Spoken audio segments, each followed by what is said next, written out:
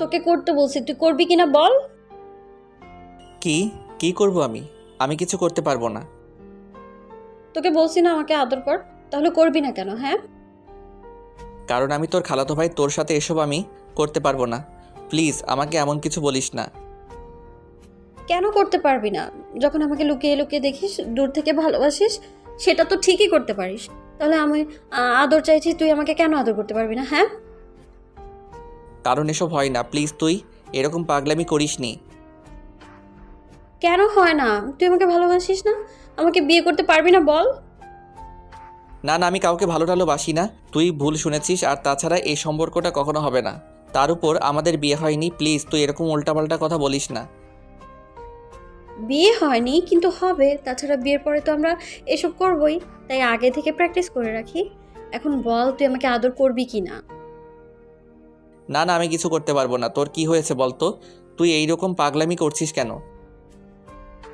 আমি অনেক ভেবে চিন্তে ডিসিশন নিলাম, বুঝলি?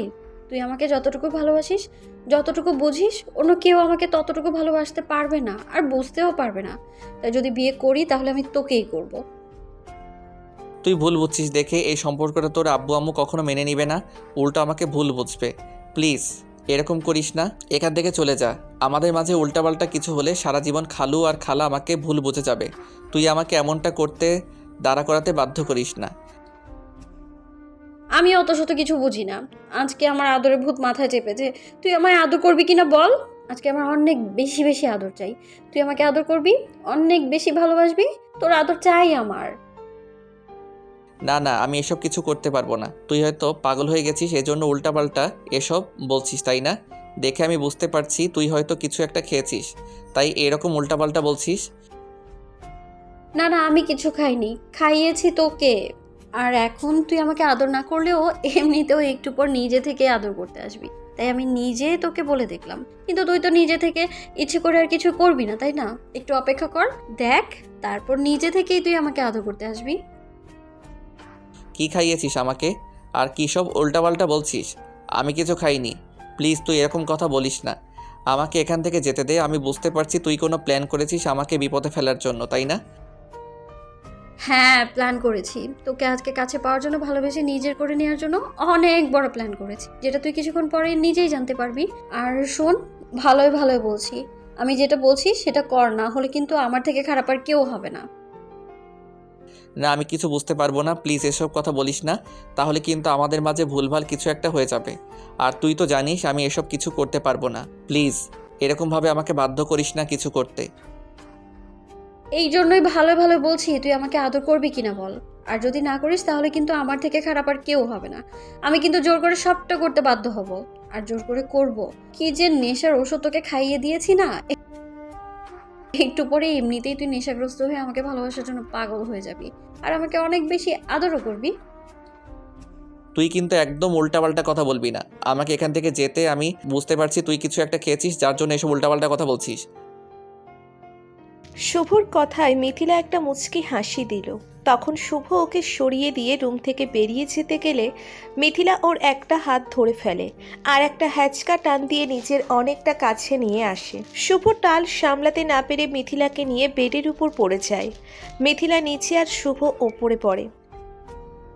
দুজন দুজনের চোখের দিকে অপলক দৃষ্টিতে তাকিয়ে আছে। মিথিলার চোখের ভাষা শুভ বুঝতে পারছে।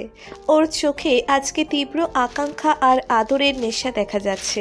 ওর চোখগুলোও যেন বারবার শুভকে কাছে টানছে, বারবার বলছে ওকে আদর করে দিতে, ওকে ভালোবেসে নিজের করে নিতে।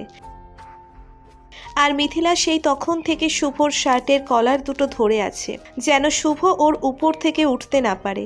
অন্যদিকে শুভ যেন আর নিজের মধ্যে নেই, ওর ভিতর একটা ঘোরের মধ্যে কাজ করতে শুরু করেছে। মাথাটা কেমন ঝিমঝিম করছে। মিথিলা বুঝতে পারলো ওর কাছ থেকে সরতে পারবে না, কারণ শুভর চোখগুলো লাল হয়ে আসছে। ও মায়াভরা দৃষ্টিতে মিথিলার দিকে তাকিয়ে আছে। শুভকে এভাবে তাকিয়ে থাকতে দেখে মিথিলা একটু একটু লজ্জা লাগতে শুরু হলো, আর ওর ঠোঁটজোড়া কাঁপতে লাগলো।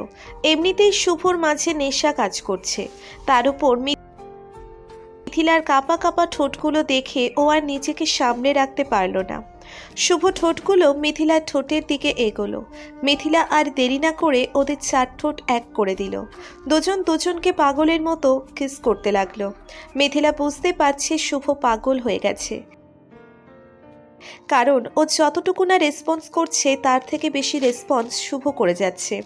মিথিলা বুঝতে পারছে ও শুভকে জুসের সাথে যে নেশার ওষুধগুলো খাইয়েছিল সেটা বেশ ভালোভাবেই কাজ করতে শুরু করে দিয়েছে, কারণ শুভর শরীরে কেমন একটা উষ্ণতার ভাব বোঝা যাচ্ছে। এবার শুভ নিজেই মিথিলাকে আদর করতে শুরু করে। তখন মিথিলা বলে, কি হলো, এখন তো নিজেই ঠিকই আদর করতে শুরু করেছিস, তাহলে তখন বলছিলাম যে তখন আদর করছিলে না কেন? হ্যাঁ, আমি কি দেখতে খারাপ নাকি যে আমাকে আদর করতে তোর ভালো লাগবে না? বল। আজকে তোকে দেখতে না অনেক সুন্দর লাগছে, অনেক হট লাগছে। মনে হচ্ছে তোকে আদরে পুরো ভরিয়ে দেই। তোকে আদর না করলে আমি নিজেকে ঠিক রাখতে পারবো না, জানিস তো। ওই জন্যই তো তোকে ঔষধগুলো খাইয়েছি আর বলছিলাম না আমাকে আদর কর, না হলে একটু পর অনিচ্ছা সত্ত্বেও তুই আদর করবি আমাকে, নিজেকে আর আটকেই রাখতে পারবি না। কেন করিসনি বল তো? আমি তোকে বাধা দিয়েছি, তোর থেকে আরো আদর চাইছি, তাহলে তুই আমাকে আদর করিস না কেন? করব, আজকে অনেক বেশি আদর করব তোকে। এত বেশি আদর করব যেটা তুই সারা জীবন মনে রাখবি। আমার স্পর্শগুলো প্রায়ই পেতে চাইবি, আমার কাছে ছুটে আসবি, আমাকে ভালোবাসতে চাইবি, আর আমি তোকে অনেক ভালোবাসবো আজকে। আমি কিন্তু বারণ করিনি, প্লিজ আমাকে আদর কর না, তোর ভালোবাসা দিয়ে ভরিয়ে দে না আমায়, আমি তোর মাঝে হারিয়ে যেতে চাই। মিথিলার কথা শুভ ওর সারা মুখে, নাকে, কানে, গলায় আর ঘাড়ে কিস করতে থাকে। শুভর গরম নিঃশ্বাস মিথিলার ঘাড়ে আর গলায় পড়তেই ও কেমন পাগল হয়ে যাচ্ছিল, বারবার শিউরে উঠছিল। একটা পর্যায়ে শুভ মিথিলার সারা শরীরে কিস করতে থাকে। তারপর কিস করতে করতে ওর বুকের উপর কিসে ভরিয়ে দিতে থাকে। তখন মিথিলা থাকতে না পেরে ওকে বুকের সাথে খুব শক্ত করে চেপে ধরে আর বলতে শুরু করে, আজকের এই ভালোবাসাটা না সারা জীবন আমার কাছে সাক্ষী হয়ে থাকবে। আমি তোকে আজকের পর নিজের করে পেয়ে যাব, জানিস।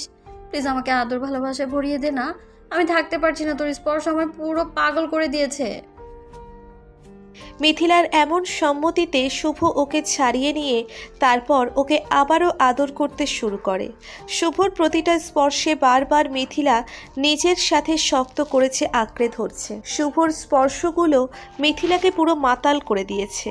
শুভ মিথিলার শরীর থেকে কাপড়গুলো সরিয়ে দেয়, তারপর ওর শরীরের প্রত্যেকটা জায়গায় চুমু দিতে থাকে, আর ততবার মিথিলা ওকে শক্ত করে জড়িয়ে ধরে, যার জন্য শুভ বুঝতে পারে মিথিলা কি চাইছে। শুভ আর দেরি না করে ওদের শরীরে একটা চাদর দিয়ে ঢেকে দিয়ে তারপর মিথিলাকে ভালোবাসায় জড়িয়ে নেয়। মিথিলার চোখের কোণ বেয়ে দুফোঁটা অশ্রু ঝরে পড়ে। ও শুভকে বুকের সাথে খুব শক্ত করে চেপে ধরে রেখেছে। একটু পর শুভর আদর করা হয়ে গেলে ও সেন্সলেস হয়ে যায়, কারণ ওষুধের নেশাটা ওর মাঝে এত বেশি কাজ করেছে যার জন্য শুভ আর কোনো সেন্সেই নেই। ও মিথিলার বুকে মাথা রেখে ওকে জড়িয়ে ধরে ঘুমিয়ে পড়েছে। তো এই ঘটনার পর শুভ বেশ কিছুদিন মিথিলার সামনে আর যাচ্ছিল না। অন্যদিকে মিথিলার সাথে শুভর দেখা হচ্ছিল না, আর শুভ ভাবছে ঘটনাটা জানাজানি হলে হয়তো অনেক বড় একটা ঝামেলার সৃষ্টি করবে। কিন্তু কয়েকটা দিন মিথিলার কোনো রিয়াকশন না পেয়ে শুভ ভাবল মিথিলা হয়তো সেদিন রাগের বশে এমনটা করেছে, আর এখন যেহেতু কিছু বলছে না তাই আর কোনো সমস্যা হবে না। প্রায় 15 দিন পরের ঘটনা। শুভ বাসায় এসে কলিং বেল দেয়। শুভর ছোট বোন এসে দরজা খুলে দেয়। তারপর ও রুমের দিকে যেতে গেলে ডাইনিং রুমে আসতেই খেয়াল করে মিথিলার আব্বু আম্মু আর ওর আব্বু আম্মু বসে কথা বলছে, আর মিথিলা ফুপিয়ে ফুপিয়ে কান্না করছে। এমন কিছু দেখেই শুভ ভয় পেয়ে যায়। তারপর ওদের কাছে এসে দাঁড়ায়। তখন মিথিলা ওকে দেখেই কান্না করে দিয়ে বলতে শুরু করে, বাবু, তুমি বলো না তুমি আমায় কতটা ভালোবাসো, আর তোমার সাথে আমার সব হয়েছে, বলো না। দেখো না, আব্বু বিশ্বাস করতে চাইছে না। আমি না খালু খালাকেও বলেছি, ওরাও না বিশ্বাস করছে না। তুমি বলো না, তুমি আমায় বলেছিলে বিয়ে করবে, নাহলে কিন্তু আমি সত্যি সত্যি উল্টাপাল্টা কিছু একটা করে ফেলবো। মিথিলার এরকম কথাতে এবার আব্বু আম্মু উঠে আসলো। তারপর আব্বু এসে শুভর একটা চড় মেরে দিল। তখন শুভ বলতে লাগলো, আব্বু বিশ্বাস করো আমি এমন কিছু করিনি। সেদিন মিথিলা আমাকে উল্টাপাল্টা কিছু একটা খাইয়ে দিয়েছিল, যার জন্য আমার কোনো জ্ঞান ছিল না, কিন্তু আমি জানি আমি কিছু করিনি। বাবু প্লিজ মিথ্যা কথা বলো না। দেখো আমি তো বলছি তোমাকে আমি ভালোবাসি, আর সবাই রাজিও আছে। দেখো তুমি প্লিজ উল্টাপাল্টা কিছু বলো না, তাহলে কিন্তু আমাদের বিয়েটা ভেঙে যাবে। আমি জানি তুমি আমায় কতটা ভালোবাসো, থাকতে পারবে না তুমি আমাকে ছাড়া। তুমি যদি আমাকে বিয়েটা না করো তাহলে আমি সুসাইড করে নিব। এত বড় একটা অন্যায় করার পরও তুমি বলছো তুমি কিছু করনি? তুমি কি ভেবেছো আমরা কিছু বুঝতে পারবো না? মিথিলা আমাদের সবই বলেছে। তুমি সেদিন ওর সাথে কি করেছো সেটাও আমরা খুব ভালোভাবেই জানি। বাবু তুমি বলে দাও না তুমি আমায় কতটা ভালোবাসো, থাকতে পারবে না তুমি আমায় ছাড়া। আমাকে বিয়ে করতে চাও। আমরা সেদিন দুজনে অনেকটা ইমোশনাল হয়ে পড়েছিলাম, আর তুমি আমায় কাছে টেনে নিতেই আমাদের মাঝে ওইরকম কিছু হয়ে যায়। সবটা বলো না সবাইকে। না না, আমি এমন কিছু করিনি, প্লিজ আব্বু আম্মু তোমরা বিশ্বাস করো। আর মিথিলা তুই সবাইকে এরকম ভুলভাল বোঝাচ্ছিস কেন? আমি তো বলছি আমি এমন কিছু করিনি, তারপরও কেন তুই এরকম কথা বলছিস? বাবু এবার কিন্তু ভালো হচ্ছে না। আমি এবার কিন্তু সবাইকে সবটা দেখিয়ে দিব, তারপর তুমি নিজেও ভয় পেয়ে যাবা। আর আব্বু আম্মু যদি এইসব বিষয় দেখে তাহলে কিন্তু ওরা তোমাকে বকাঝকা করবে। তার থেকে তুমি বলে দাও না তুমি আমায় বিয়ে করবে। দেখো ওরা সবাই আমাদের মেনে নেবে। কি প্রমাণ আছে তোমার কাছে আমি তোমার সাথে এসব করেছি? তুমি শুধু শুধু আমাকে ভয় দেখাচ্ছ, আমি খুব ভালো করেই জানি। মিথিলা কোনো উপায় না পেয়ে ফোনটা বের করে সেদিনের শুভর সাথে ওর অন্তরঙ্গ মুহূর্তের এই ভিডিওটি সবাইকে দেখালো। শুভ মিথিলাকে নেশার ঘোরে আদর করেছিল। সেটা দেখে আব্বু আম্মুর লজ্জায় যেন মাথা কাটা যাচ্ছিল। আব্বু বেজায় রেগে গেল। তারপর শুভকে মারার জন্য হাত ওঠালে মিথিলার আব্বু এসে ওনাকে আটকে দেয় আর বলতে শুরু করে, ভাই সাহেব, এরকম রাগারাগি করলে সমস্যাটা তো সমাধান হবে না। এখন সমাধানটা আমাদেরই করতে হবে। দেখেন ছেলে মেয়ে ভুল করে এরকম একটা কাজ করেছে, এখন মাথা গরম করলে কিন্তু সমস্যাটা গুরুতর হবে। আর এসব বাইরে জানাজানি হয়ে গেলে অনেক বড় সমস্যায় পড়তে হবে আমাদের। তাই বলে কি, যেহেতু সমস্যাটা হয়েই গেছে তাই আমরা এই সমাধান করে নেওয়ার চেষ্টা করি, কি বলেন? ও আমার ছেলে হয়ে এরকম একটা কাজ কি করে করতে পারলো? আমার ভাবতেই ঘৃণা লাগছে। তুই কিনা আমার ছেলে, তুই একটাবার বলতি তুই ওকে ভালোবাসিস, বিয়ে করতে চাস, তাহলেই তো আমরা সবটা মেনে নিতাম। আর আজকে কিনা মিথিলা বাসায় এসে আমাদের এসব দেখাচ্ছে আর এসব বলছে। জানি না ছেলেটা কোথায় কি করেছে। এইসব যদি বাইরে জানাজানি হয় তাহলে লজ্জায় মাথাটা পুরো হেট হয়ে যাবে। আমার মাথাটা পুরো হেট হয়ে যাবে। দেখুন ভাই সাহেব, কিছুই তো হয়নি, তার আগে আমরা তো সবটাই জানতে পেরেছি। তাই উপরওয়ালার কাছে শুকরিয়া আদায় করুন। আর শুভ, তুমি এখন বলো মিথিলাকে কি বিয়ে করবে কিনা? আর মিথিলা মামুনি, তুই ওর সাথে থাকতে পারবে তো? আব্বু আমি শুভকে চাই, আমি আর অন্য কিচ্ছু চাই না। আমি ওর সাথে সারা জীবন কাটাতে পারবো। তোমরা শুধু আমাদের এক করে দাও। দেখো শুভ আমাকে অনেক বেশি ভালোবাসে, আমি সেটা খুব ভালো করে জানি। বাবু তুমি প্লিজ বলো না তুমি আমার বিয়ে করবে। শুভ কথা বলছে না দেখে এবার আব্বুকে আবারও ওকে মারতে গেলে তখন আম্মু এসে আব্বুকে আটকে দিল। আর শুভকে বোঝাতেই ও বলল,